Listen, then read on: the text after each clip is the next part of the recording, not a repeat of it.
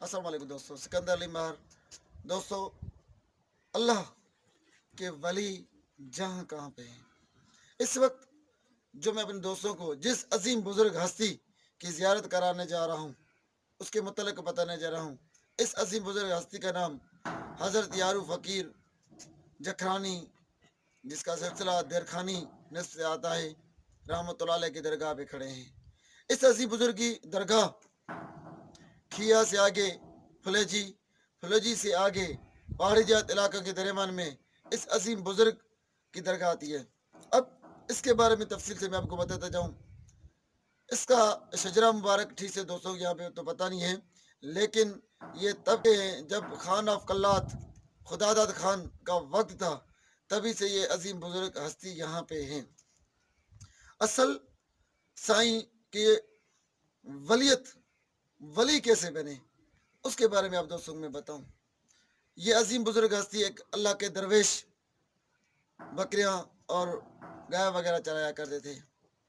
इसके पास दो कीमती चीजें थी, एक उसकी माँ और एक उसके एक बंदूक थी। एक कंधे पे अपनी वालदा को उठा के घूमते थे, तो दूसरे कंधे पे बंदूक हुआ करती थी। जब भी इस अजीम बुजुर्ग हस्ती को प्यास लगती थी, तो ये अपने माँ के पाँव धो के पीते थे। इतनी हद तक अपनी माँ से मोहब्बत और इसकी खिदमत करते थे। अल्लाह वाले थे, बुजुर्ग थे। करामात इसकी ज़ाहिर कैसे हुई? खान अफ कल्लात खुदादाद खान, उसकी बेटी बीमार हो गई। इतनी बीमार हो गई कि वो इलाज कराते बैरून मुल्क तक गए, लेकिन कोई भी अफाका नहीं हुआ। उस दरगाह पे, उस पीर के पास, उस बुजुर्ग के पास अपनी औलाद के लिए वो भागते रहे, लेकिन कहीं से भी अल्लाह तबारक तआला ने उसे शफा अता नहीं फरमाई।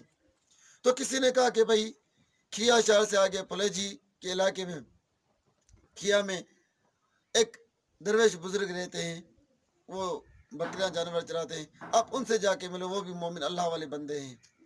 जिसके उसे अपनी बेटी की जिंदगी और सेहत ज्यादा प्यारी थी, तो वो आए और फकीर से मिले। तो फकीर ने कहा कि मुझे ले चलो, मैं देखूं, उसके बाद मैं कुछ बताऊंगा। तो खान अफकलात खुदा खान ने इस बुजुर्ग हस्ती को अपने साथ ले गए। जब इस अजीम हस्ती ने उसकी बेटी को देखा, बोले ठीक है, अल्लाह खैर करेगा, आप ऐसा करो, इससे एक बड़ी चादर ओढ़ाओ, बिल्कुल जो तन पे कपड़े पहने हुए वो उतार के पूरी चादर ओढ़ ले, ताकि उसका जिस्म मुबारक मुकम्मल से ढांपा जाए, उसको एक पहाड़ी पे बिठा दिया जाए। तो खुदादाद खान ने ऐसे किया। 2 दिन तक इस हजरत ने हाथ में बंदूक पकड़ के बैठे रहे। तीसरे दिन की रात थी, तो इस अजीम हस्ती ने बंदूक के फायर के जिस तरफ उसकी बेटी लेटी हुई थी, और वो उसी तरफ भागे भी। तो खान अफ कल्लात ने कहा अपने बाड़ी को जल्दी करो, देखो तो कि मेरी बेटी को तो गोली नहीं लगी, ये फकीर कहाँ भाग रहा है। वो सारे वहां पे आके देखे, तो उसकी बेटी तो सही सलामती, वहां पे कुछ खून के धब्बे पड़े हुए थे। खदादा खान कल्लात वो देखे हैरान रह गए, बोले ये सारा माजरा क्या है? तो उसने बताया कि ये जो खून पड़ा हो ये देव का खून है, जो आपकी बेटी के ऊपर हावी था, जिसकी वजह से आपकी बेटी बीमार थी। उसकी बेटी इतनी बीमार थी कि 1 साल तक उसने खाना तक नहीं खाया था। बोले अब मैंने उसे तो गोली तो मार दी है, वो उन पहाड़ी जात इलाकों की तरफ भागे हैं, चलो उस तरफ चलते हैं, ढूंढते हैं क्या है क्या नहीं है कि ना। फिर उस तरफ भागते गए, वो खून के निशानात वक्तन वक्तन वो पड़े रहे थे। आखिरकार वो निशान उन हदूद तक जाके पहुंचे, अफगानिस्तान के बॉर्डर तक जाके पहुंचे। उससे आगे वो खून के निशान आ जा रहे थे, लेकिन ये वहां जा नहीं सकते थे। तो अपने खुदादार खान कलात ने से पूछा अबू, तो इस फकीर ने कहा कि भाई अभी ये वापस नहीं आएंगे, अभी माशाल्लाह आपकी बेटी बिल्कुल ठीक है, उसे कोई भी खतरा नहीं है। जब वापस वो लौट के आए, तो जिस बच्ची ने 1 साल तक कुछ खाना नहीं खाया था, वो अपने अबू से मांग रही, अबू मुझे भूख लगी, मुझे खाना खिलाओ। तो ये हालत देख के खान अफकलात बहुत खुश हो गए, इस फकीर का शुक्राना अदा किया और उससे कहा कि मांगो, क्या चाहिए तुम्हें, मैं सब कुछ देने को तैयार हूँ। इसने कहा मेरे पास खुद अल्लाह का सब कुछ है, अल्लाह का नाम मेरे पास है, तो मुझे किसी चीज़ की ज़रूरत नहीं है। तो खान अफकलात ने उसे वहीं पे अपने पास रखा, नहीं जब तक कुछ मांगोगे नहीं, तो मैं आपको ऐसे जाने नहीं दूंगा, आपने मुझे इतना बड़ा एहसान किया है। तो कहा चलो ठीक है, अगर देना ही चाहते हो तो खिया ला के बलूचिस्तान की ज़मीन मुझे आप जो है ना कुछ लिख के दें, ताकि मैं अपना सिस्टम भेड़ बकरियां वगैरह चराऊं। اس نے وہ زمین اسے لکھ کے دی. یہ علاقہ یہاں تک پہنچنے کا راستہ بیل پٹ جسے بختیار آبادی بھی کہا جاتا ہے، وہاں سے نارتھ کی طرف اور راستہ اترتا ہے. کوئی گاڑی آنے کا راستہ نہیں ہے، بائکس پہ آنا پڑتا ہے، کٹھن راستے ہیں. وہاں سے کھیا سے فلیجی سے آگے یہ یارو فقیر کا علاقہ ہے.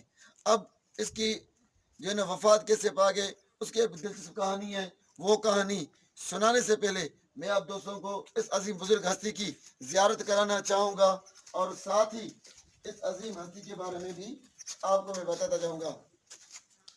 یہ وہ عظیم بزرگ ہستی ہے حضرت یارو فقیر رحمۃ اللہ علیہ، اور ساتھ میں یہ اس کے بھائی کی قبر ہے. کہتے کہ یہ 7 بھائی تھے، جن میں 6 کی قبریں تو یہاں 2 یہ ہیں اور 4 یہ اس کے بھائی ہیں. اب اس عظیم ہستی نے دنیا سے کیسے رحلت فرمائی، اب اس کا قصہ میں اپنے دوستوں کو بیان کرتا ہوں. دوستو، یہ نوتال گئے، وہاں پہ یہ راج پذیر تھے. وہاں پہ ایک عورت رہتی تھی. اس نے کہا کہ سائیں دعا کریں، میرے دونوں بیٹے جو ہے نا المرگ ہو گئے ہیں، بالکل موت کے نزدیک ہیں، دعا فرمائیں. تو اس عظیم بزرگ ہستی نے جس کے قدموں میں آج میں کھڑا ہوں، پوری رات سائیں کی حجرے میں ہم نے گزاری، بہت سکون پایا. تو اس عظیم بزرگ ہستی نے کہا کہ بی بی اب جائیں، آپ کا ایک بیٹا بچ جائے گا، ایک بیٹے کو میری زندگی لگے گی. تو وہ عورت گھر گئی، دیکھا کہ اس کا ایک بیٹا مرا پڑا ہوا ہے اور ایک زندہ ہے. اسی وقت اس عظیم ہستی نے اپنی اولاد سے کہا کہ بھائی جب میں فوت جاؤں تو اونٹنی پہ میری لاش کو رکھا جائے، جہاں پہ وہ بیٹھے وہیں پہ مجھے سپرد خاک کیا جائے. تو نوتال سے اس کا جسم مبارک 4 پائے پہ ڈال کے اونٹنی میں باندھ کے سفر روانہ ہوا. پیچھے اس کے مریدین تھے، اس کی اولاد تھی، آگے اونٹنی آ رہی ہے، آتی بالکل اسی جگہ پہ پہاڑوں کے بیچ، کہاں نوتال اور کہاں فلیجی سے آگے پہاڑی جات علاقہ، یہاں پہ اونٹنی جس پہ اس وقت اس عظیم ہستی کی قبر مبارک ہے، وہاں پہ بیٹھ گئے اور اٹھنے نہیں لگے. تو بڑی کوشش کی تو نہیں اٹھا سکے.